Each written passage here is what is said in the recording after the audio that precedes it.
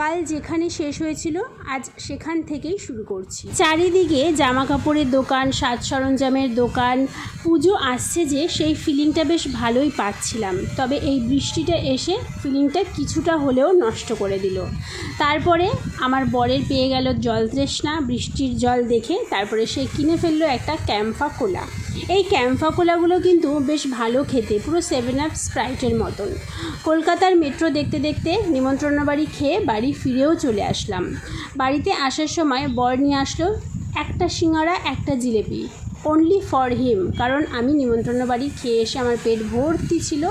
তারপরে রাত 11টার সময় এখন কচুরি, পনির পাসান্দা, ছোলার ডাল দিয়ে ডিনারটা শেষ করে ঘুমিয়ে পড়লাম।